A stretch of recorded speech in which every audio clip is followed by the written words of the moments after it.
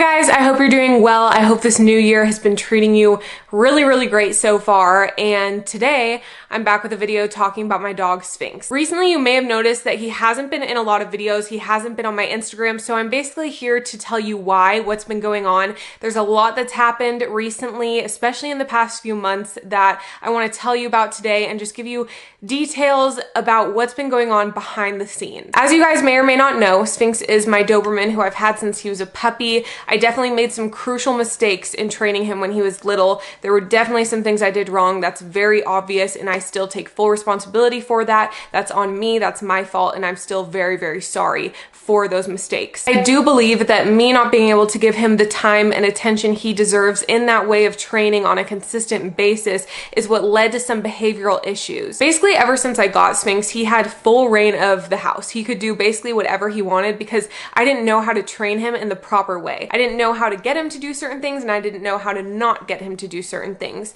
Again, that's completely my fault. But what I'm trying to say is when he got his first taste of training, professional training at about a year old, it went well in some ways it didn't. And then when Teal came into his life at about a year and a half old, there were some things, again, that went really well in training and some things that didn't. But if you think about it, taking a puppy that doesn't really have any structured training and then throwing them into training, at first it was gradual and then we started into daily obedience.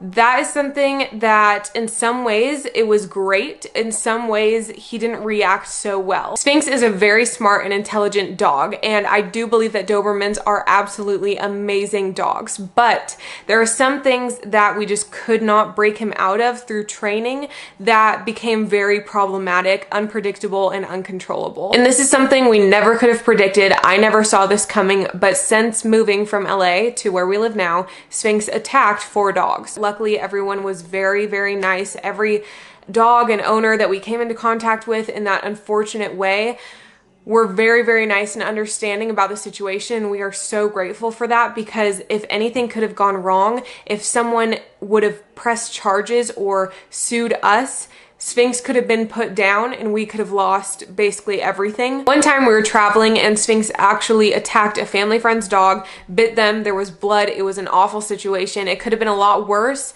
and we're thankful that every time that he showed this aggressive behavior that we were there to immediately break up the situation. It was never something that continued, it was something that every single time, luckily, we were there to just break up right away. As soon as it started to happen, even after the first time, even after the second time, even after the third time, we knew that this wasn't normal and it wasn't something that we ourselves were able to fix through training. And then on top of all of that happening, we actually moved into a new home recently where the HOA won't allow his breed of dog. We can't insure him. There were a lot of obstacles that we had to face. Throughout all of this, no matter what, we wanted whatever was best for Sphinx. That's our first priority. We wanted to make sure that no matter what, he was in a situation to live his best life possible, for the people around us and dogs around us to be safe, for him to be safe, and for us to be safe as well. So throughout all of this going on, all these months of us trying so hard to put hours and hours into training him, making sure that this was not something that we could personally fix, making sure that we were keeping him as safe as possible, but we knew that that situation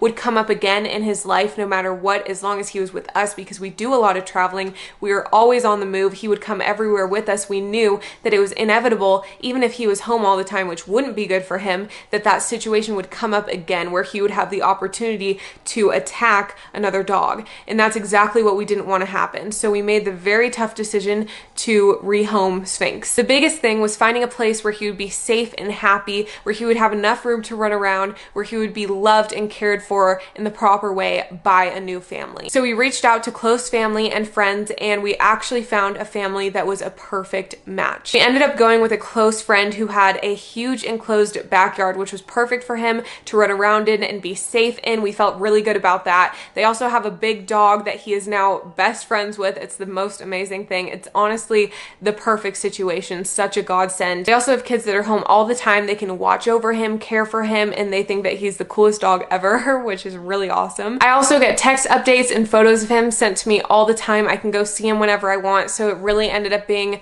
perfect. I don't want anyone else to ever have to go through what we went through, so please, if you have a puppy, take the time to train them. That's a lesson that I had to learn the hard way, and I definitely have learned so many lessons over the 2 years that I had Sphinx. I miss like having him by the fireplace. I miss having him cuddle with us. I miss having his big clumsy self like run through the yard, or when we had like our first snow. There are certain things that like only a dog can bring you that joy. I really do miss him so much. He was such a great dog in so many ways. I was really worried that he would miss us or be thinking about us, but I know that there's no possible way that that could be happening because he's in such a good home now. I hope that this video answered any questions that you guys might have. I know that this might be shocking to some of you. This might be something that people have a lot of opinions and judgments on, but just know that no matter what, we wanted to do what was best for him. Thank you so much for taking the time to watch this video. Thank you for your support.